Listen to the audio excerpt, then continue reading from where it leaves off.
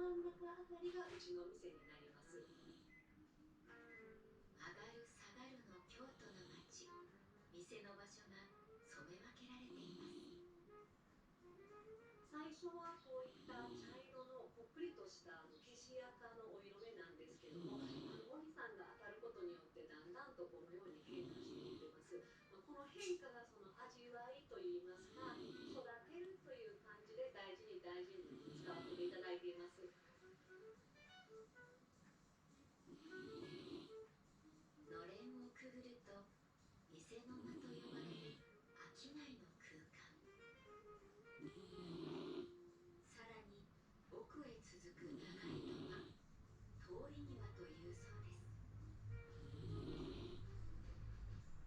その先にまたのれんが。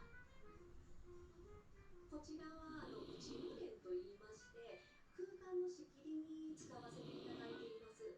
ここまでがお客様の空間で、ここから先はうちの門が使わせていただいてます。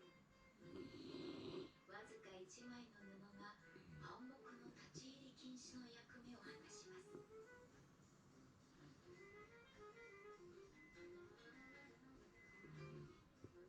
のれんをくぐると、本にとっては歴史そのものなんです。やっぱり代々先祖さんから受け継いできた思いであったりとか熱意、ものづくりに対する思いっていうのをこののれんに詰められ